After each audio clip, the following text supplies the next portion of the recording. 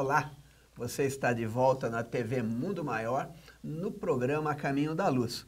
Hoje nós estamos entrevistando a doutora Luciane Tagawa, ela que é advogada, sócia da Santos e Pires Advogados, e que veio nos falar sobre a questão da nova lei do divórcio. Esse foi um pedido, Marlene, realizado pelos nossos ouvintes da Rádio Boa Nova e também da TV Mundo Maior, que têm dúvidas sobre isso, né? Então, gostariam de mais esclarecimentos sobre esse assunto e, gentilmente, a doutora Luciane está participando conosco hoje, dando aí as suas indicações, tirando as suas dúvidas com referência a esse tema tão importante que faz parte da nossa vida social. E, doutora, você já estava nos falando sobre o divórcio direto. Quem tem baixa renda pode pedir na justiça a gratuidade no cartório? Infelizmente, né, essa modalidade no cartório, que é uma modalidade assim mais rápida, ela não é econômica.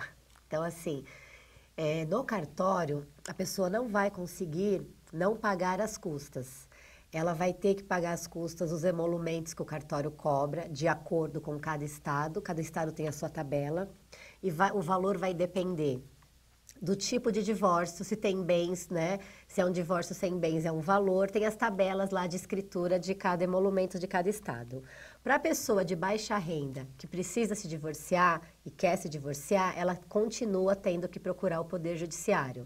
Porque através do Poder Judiciário, o advogado informa ao juiz da condição dessa pessoa, que ela não tem condições de arcar com as custas e despesas processuais, e aí o juiz, ele determina a gratuidade no processo para essa pessoa. Então, ela fica isenta dessas custas e despesas que no cartório, infelizmente, não tem como ela deixar de pagar.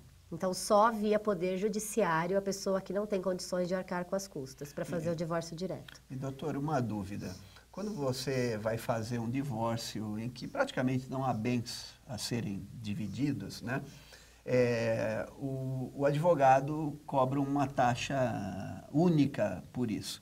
Quando ela tem um valor de bens mais alto, uma casa, um carro, modifica esse valor, é cobrado sobre o valor dos bens? Um percentual sobre o valor de bens a partilhar.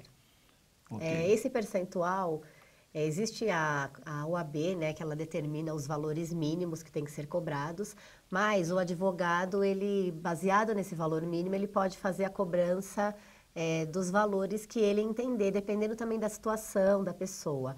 Mas, em tese, quando tem bens a partilhar, é o 10% do valor desses bens.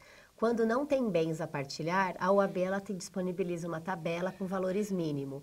Hoje, esse valor mínimo, acredito que está em torno de uns R$ 1.300, R$ 1.500 para fazer um divórcio sem bens a inventariar, né? Sem bens a partilhar. Muito bem.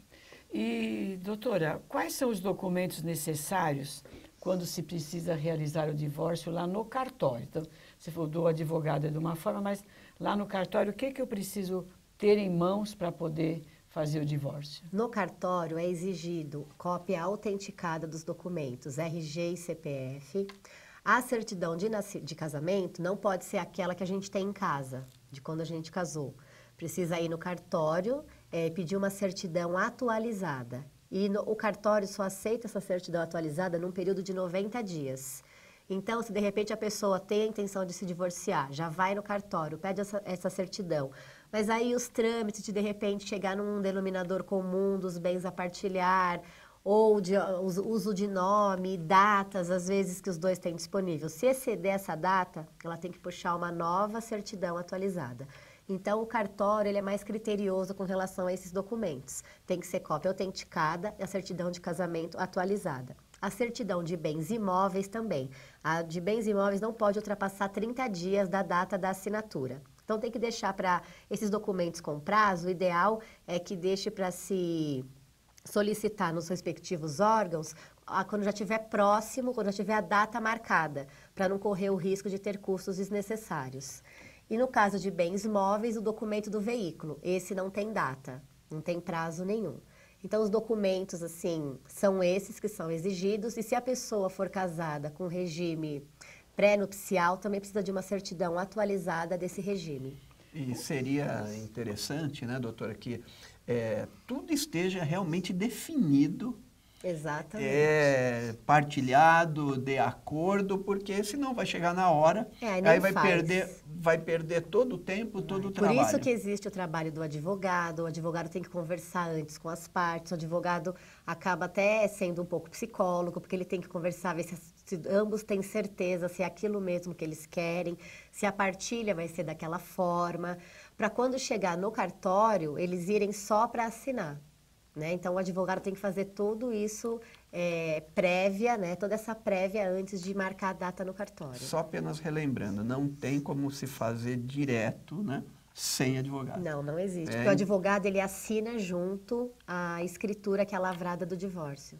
Mesmo porque, como você falou, existe uma minuta, né? Isso. Que é algo que as partes concordam, e para fazer isso precisa ter o advogado faz essa minuta previamente, encaminha para as partes têm que estar de acordo nelas, ou se não tiver de acordo, tem que refazer essa minuta. Só quando esse trabalho todo tiver sido realizado e as partes estarem de acordo, que isso é encaminhado para o cartório. Uma dúvida, o casal se casou no estado lá de Pernambuco, aí se mudaram para São Paulo e resolvem fazer o divórcio. Vão procurar um cartório aqui de São Paulo, mas, logicamente, depois isso vai ser remetido lá para o estado de origem. Na verdade, a gente vai ter que pedir a certidão atualizada de casamento no cartório onde foi efetuado.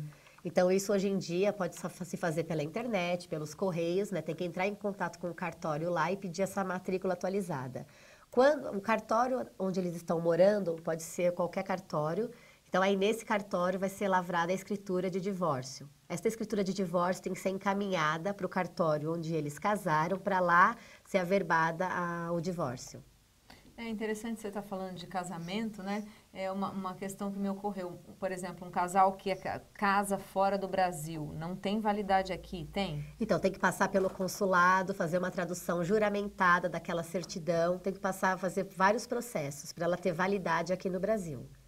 Entendi. E aí, se eles quiserem depois fazer o seu divórcio... Aí, se eles forem fazer o divórcio aqui, tem que entrar no consulado do país onde eles casaram, fazer a tradução juramentada, tem que passar pelo consulado, por vários órgãos para ter validade lá. Então mas aí depende do país, então precisa ser analisado. Casa aqui mesmo, né, doutora? É melhor casar trabalho, e divorciar no país de origem.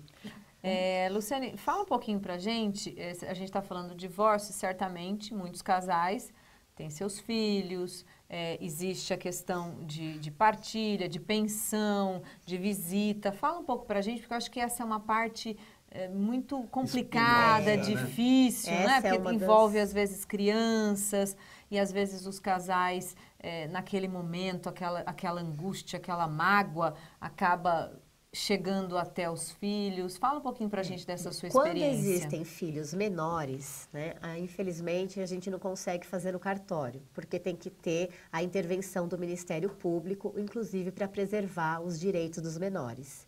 Porque há casos que até há necessidade de o menor passar com o psicólogo, dependendo de tudo isso que você falou, de como estão os ânimos, de como que está sendo conduzido esse divórcio. Então, esse processo tem que ser feito via fórum. E nessa minuta de divórcio, a parte que demonstrou interesse em dar entrada nesse pedido, nessa minuta já se coloca a guarda, né, com quem que vão ficar os filhos, a pensão alimentícia, qual o valor que vai ser pago, ou a pessoa, se for o ex-marido, ele já coloca o valor que ele tem interesse em pagar, se for a ex-mulher, o valor que ela tem o interesse em receber, baseado nas despesas do menor, e também com relação à regulamentação de visitas, né? Quais serão os dias que o cônjuge vai poder visitar os filhos ou, assim, levá-los para viajar, divisão de férias, festas de final de ano, carnaval, Páscoa, tudo isso tem que estar definido na minuta. Doutora, uma situação que eu já vivenciei, até lá no centro, as pessoas que às vezes vão passar em orientação comentam, por exemplo, foi designado o dia da visita, um final de semana sim, um não. Alternados. Mas aí aquela mãe, por exemplo, ela percebe que os filhos não querem ir. Eles não querem ir para a casa do pai, porque ele já está com uma outra pessoa e tudo mais. Como é que funciona? Às vezes, a gente tem casos onde os pais falam que os filhos não querem ir.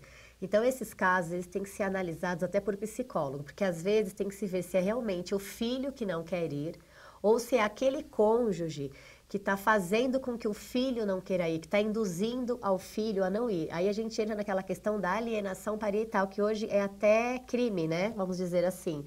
Um pai que fica falando mal do outro para o filho ou induzindo o filho a não querer passar os finais de semana que ele tem que passar com o pai.